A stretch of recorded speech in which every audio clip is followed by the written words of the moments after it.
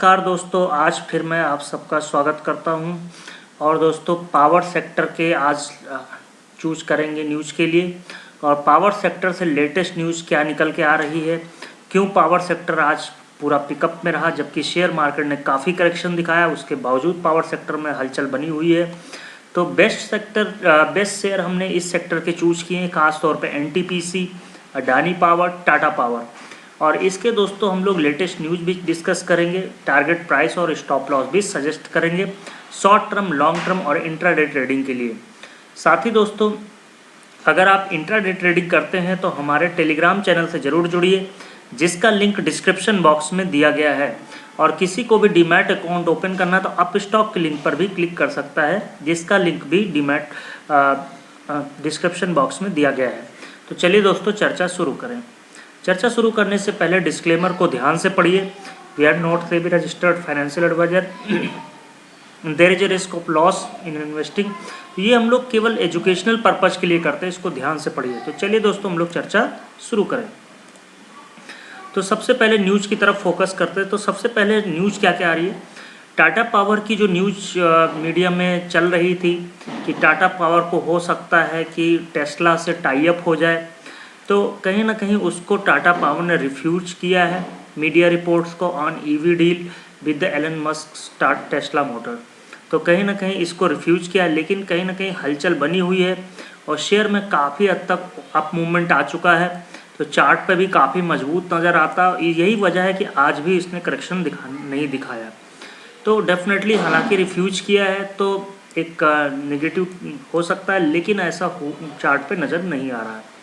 दूसरी चीज़ दोस्तों अडानी पावर के लिए है, एक प्लस खबर है कि अडानी ट्रांसमिशन ने विन किया है 1300 करोड़ का पावर ट्रांसमिशन प्रोजेक्ट। तो उसका इफेक्ट अडानी पावर पे भी आएगा और अडानी ग्रुप के और शेयर्स पे भी आएगा।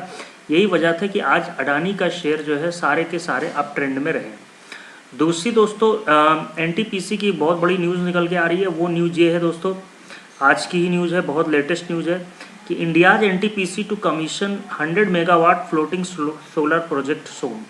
तो सोलर का पावर प्रोजेक्ट लॉन्च करने वाले हैं और ये 100 मेगावाट का होगा, काफ़ी बड़े स्केल पे, लार्ज स्केल पे NTPC का आ रहा है। तो यही वजह है कि आज NTPC का शेयर भी काफ़ी अप ट्रेंड में रहा और डेफिनेटली यहाँ से कह सकते हैं कि अब एक अप मूवमेंट आने के चांसेस बने हैं।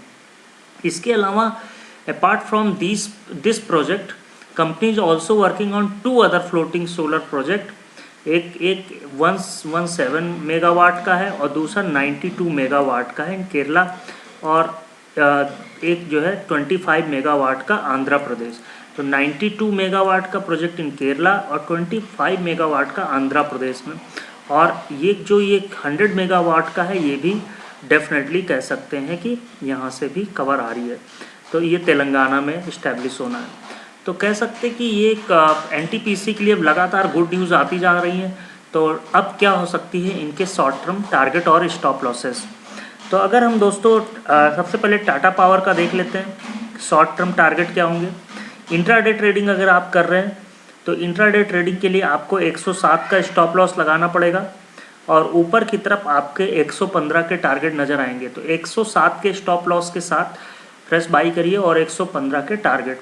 लेकिन आप दोस्तों अगर 3 मंथ का नज़रिया है शॉर्ट टर्म का, तो इसमें काफ़ी चल चुका है शेयर, तो इसको अवॉइड ही करें क्योंकि काफ़ी चल चुका है। हालांकि टाटा पावर के जो टारगेट प्राइस हैं वो लगभग 170 के आसपास ब्रोकरेज हाउसेस दे रहे हैं।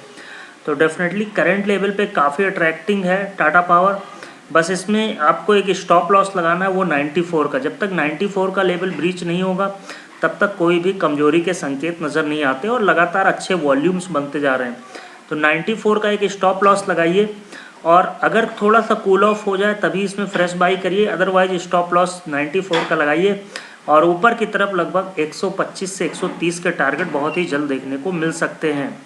साथ ही दोस्तों अगर हम अडानी पावर की तरफ बढ़ें तो अडानी पावर ने एक साल का 52 वीक हाई टच कर लिया है, लगभग 84 रुपीज़ के आसपास था और लगातार जो अप ट्रेंड में ये भी स्टॉक है और कंटिन्यूसली अडानी के सारे शेयर्स अप स्टॉक में हैं। तो इसमें भी एक छोटा सा स्टॉप लॉस आपको लगाना पड़ेगा 67 रुपीज़ का।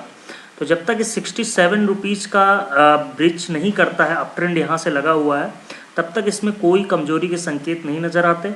और ऊपर के लेवल हमें यहाँ से 90-95 रुपीज़ के भी लेवल देखने को मिल सकते हैं, बशर्ते दोस्तों कि मार्केट सपोर्ट करता रहे। हालांकि थोड़ा सा कूल ऑफ आ जाए तो ज़्यादा अच्छा है। अगर आपका शॉर्ट टर्म का नज़रिया है तो आपका जो बाइंग लेवल होगा वो लगभग कह सकते हैं कि जब बाइंग आपका आ जाए 72 के आसपास, तभी इसमें फ्रेश बाइंग करें। और एक स्टॉप लॉस ज़रूर रखें 67 रुपीज़ का, और ऊपर की तरफ जो है 87 रुपीज़ पे प्रॉफिट बुक करने की कोशिश करें। इंट्राडे ट्रेडिंग के लिए आप अगर करते हैं तो इंट्राडे ट्रेडिंग के लिए एक 74 का स्टॉप लॉस है नीचे की तरफ, और ऊपर की तरफ के जो टारगेट हैं वो कल के लिए जो है 84 रुपीज़ के टारगेट होंगे। तो 74 रुपीज़ के स्टॉप लॉस के साथ ऊपर की तरफ 84 रुपीज़ के टारगेट अडानी पावर के शेयर में देखने को मिल सकते हैं। ये दोनों ही शेयर काफ़ी चल चुके हैं, तो लॉन्ग टर्म की मैं इसमें सलाह नहीं देता हूँ बहुत ज़्यादा। तीसरा दोस्तों एनटीपीसी का है। तो एनटीपीसी लगातार एक अच्छे अपसाइड मूवमेंट दिखा रहा है, और अगर आपको दोस्तों याद हो तो एक साल पहले या उससे ऑल टाइम आप देखिए तो आपको ज़्यादा क्लियर पिक्चर समझ में आएगी।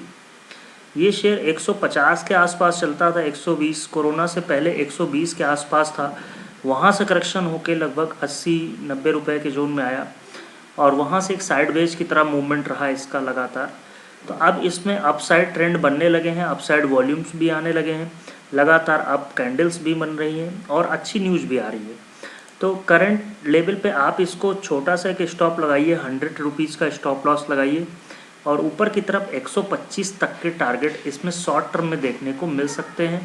इवन लॉन्ग टर्म का अगर आपका नज़रिया है तो लगभग 90 का स्टॉप लॉस लगाइए, और ऊपर की तरफ 150 तक के टारगेट देखने को मिल सकते हैं एनटीपीसी के शेयर में, जिस तरह से पैटर्न बन रहा है गवर्नमेंट एजेंसीज।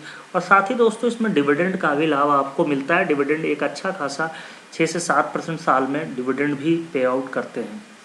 तो यहाँ पे काफ़ी ज़्यादा बुलिश ट्रेंड में ये स्टॉक है। जब तक इसमें 104 को ब्रीच नहीं करेगा तब तक कोई कमजोरी के संकेत नहीं आते हैं। तो अगर आपका शॉर्ट टर्म का नज़रिया है तो 104 का स्टॉप लॉस लगाइए, और ऊपर की तरफ कोशिश करिए 120 के आसपास जब भी जाए तो प्रॉफिट बुक कर लें। और अगर आपका थोड़ा सा लंबी अवधि का नज़रिया है तो 90 का स्टॉप लॉस लगाइए, और ऊपर की तरफ 150 की लेवल देखने को मिल सकते हैं। इंट्राडे के लिए मैं यही सजेस्ट करता हूं कि इंट्राडे में आपको 107 रुपये का स्टॉप लॉस लगाना नीचे की तरफ, और ऊपर की तरफ लगभग जो टारगेट होंगे कल के लिए वो लगभग 113 रुपये के होंगे। तो इंट्राडे ट्रेडिंग में आपको 107 के स्टॉप लॉस लगा के 113 तक के टारगेट देखने को मिल सकते हैं।